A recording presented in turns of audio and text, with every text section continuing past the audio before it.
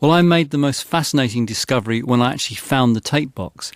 It's worth noting that in the 60s, during the 4-track era, tracks were of such a premium that after the backing track was recorded over the 4 tracks, a submix, or dub down as they used to call it, was made, combining those 4 tracks to either another machine or a separate piece of tape, and then opening up 3 more tracks. So to bounce them all down to one. Correct. Right. But on this reel, I've discovered something I think is far more interesting. It's actually the original backing track of the session. So we can tell exactly what was recorded on the backing track because just prior to the master take, which was take 3, there are 2 little outtakes. So listen very carefully to this. So I can tell that the original backing track, and confirmed with Joe, was drums and bass recorded onto 1 track, Sid's guitar recorded onto a 2nd track, and Rick's keyboard, in this case an organ, was recorded onto the 3rd track, leaving 1 spare track, which they then overdubbed some acoustic guitars. But just have a listen. You'll also hear, if you listen carefully, that it sounds like Nick hits one of the microphones with his drumstick, which is why they had to start the take again. And that's where it stops? Yes. Arnold Layne, take 2. So that's the backing track without the effects, by the sound of it? Yes, that's the very raw, dry, clean sound of the backing track being recorded. So if we move the tape along a little bit to take 3, which was actually the master take, you'll hear engineer John Wood start the recording. Arnold Layne, take 3. And now I will solo what was and is the master drum and bass track on the final record. This is recorded on 1 single track.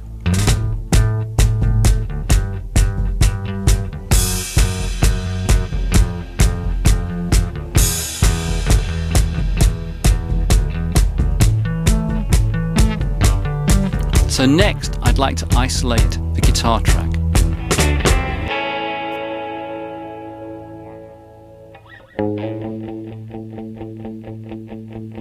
The recording process used to create this guitar sound was very unusual and certainly revolutionary for 1967. When I spoke to Joe about this, he then telephoned John Wood and we got the exact story of the process. They were just in LA starting to use direct recording of electric instruments.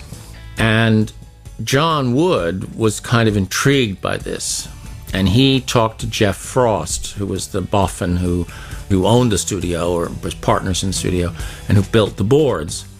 And they went down to some used GPO parts outlet on Lyle Street and got some gadgets and ended up with alligator clips on the back of the guitar amp that went directly into the board.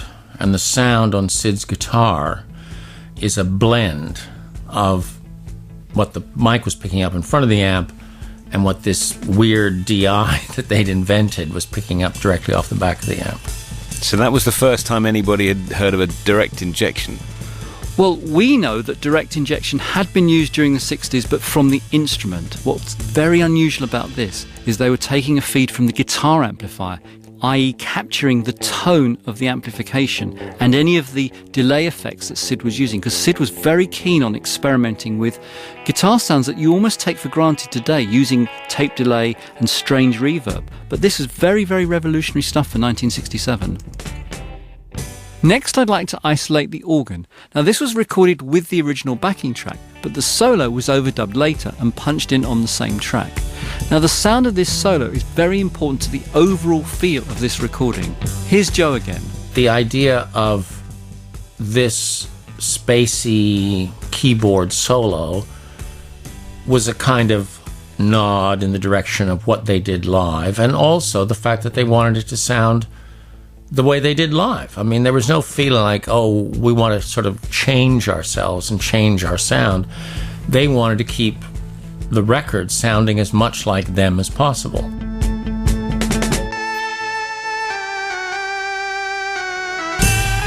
So that's the organ. Now, we now have a completed backing track with one final addition on this original 4-track, and that's the acoustic guitar. So here's a little bit of the acoustic guitars. So now we have a tape completely full. There's nowhere else to go. So those 4 tracks have to be combined to a single track in order to make 3 more tracks. And this is generally done by playing back the 4 tracks and copying them to another machine, either another 4-track machine or in some cases just to a mono machine to create a mono track. So the entire thing is going down a generation. Okay, so we got 4 tracks bounced down to 1, but we still got 3 spare tracks on the new tape, yeah? That's correct. So that now allows room for more overdubs. The very next thing they wanted to overdub was the vocals. Arnold Layne, first overdub, take 2. So whilst listening to the mix of everything on track 1 in their headphones, Sid and Rick Wright are about to record their vocals on track 2. Arnold Layne had a strange hobby, collecting clothes, moonshine, washing line. They suit him fine. So that'll be Sid on one microphone and Rick Wright on a second microphone. Those 2 microphones recorded onto a single track. Mirror. And we're hearing that. You'll notice also Rick is singing unison in a couple of spots of this. Yeah. And occasionally harmony. See through baby blue. And they have to get this right. Yes, they've got to get it right because they couldn't easily punch in and out of record in between the lines like you could do today. It's not the same. And we can hear, because of John's announcement at the start of each take, that 7 vocal takes were recorded. Arnold Layne, first overdub, take 7. What they would do is just take the best take overall. What's very noticeable on the final record is that the lead vocal is double-tracked. That, again, was quite complicated to do in those days. The singers would have to perform the double track live against their pre-recorded vocal, so that the 2 vocal tracks would be combined onto a 3rd track. Moonshine, washing line. It just goes to show how complicated recording was in the days of 4-track. One of the memories I have of the mix that we did, and it's so hard to, to imagine now. Of course, you have automation and you can do all these little moves and everything perfected. But in those days, a mix was a take, a one pass, and you had to get it all right on that time. And I was doing something, I think, with the vocals at the end of the chorus leading into the solo. And I was trying to do, bring the organ track up at the beginning of the solo, as well as doing something with the vocal track. And Roger kind of said, look, I'll do that. Let me do that. I know exactly how I want it to sound. And so he was the one he reached over. I remember these huge Roger Waters hands kind of reaching over my shoulder, putting this big index finger on the organ track, and just at the right moment, sort of putting it up just exactly the right number of dBs for that soar that happens at the beginning of the solo.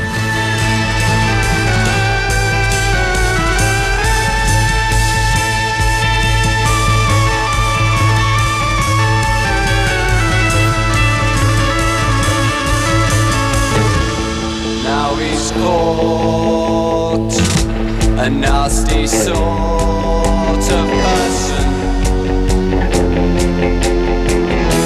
They gave him time, doors bang, chain gang. He hated Arnold Layne. It's not the same. Takes 2 to know, 2 to know, 2 to know, 2 to know. Why can't you see?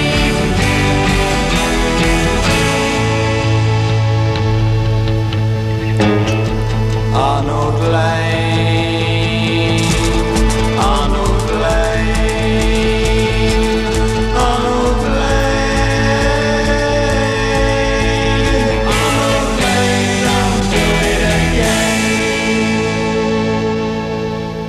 Arnold Layne gave Pink Floyd their first chart success when it reached the top 20 in the spring of '67, one of 2 hit singles for the group that year, the other being See Emily Play, which reached the top 10 that summer, but would be their final hit for another 12 years. Now, Steve, just before we move on from Arnold Layne, there's one other thing on these tapes that you found hidden between the takes. Well, as I was transferring the multitrack at Abbey Road, as the engineer was winding the tape back, I heard something that was different. And I said, stop, let me hear what that is. And this is a work-in-progress version of Candy and the Currant Bun. That was the B-side to Arnold Layne. It is the backing track, which ultimately became the B-side of Arnold Layne. But it's interesting historically because it's not the finished version. It is the actual track they used. But as we mentioned before with Arnold Layne, many copies were made to do the subsequent overdubs. But this one still has the isolated vocal tracks on it, both the lead vocal and very curious backing vocals. Sitting in the sun, go by Candy and a Currant Bun. I like to see you running fly. Oh, don't talk to me. So who's doing the lead? This is the early Pink Floyd sound of Sid doing the lead vocal with Rick doing this unison-y, vocally harmony sound. But it sounds like all of them on the backing vocal. It's true, sun shining very bright. It's you. Ice cream. Ice cream tastes good if you eat it soon. Ooh, don't touch me, child. It's a very strange sound, and I still can't actually work out what they're doing. Please, you know I'm feeling frail. So what I think is historically fascinating about this discovery is quite clearly from a very, very early point in their recording career, they were experimenting with very unusual vocal sounds, especially on the backing vocals.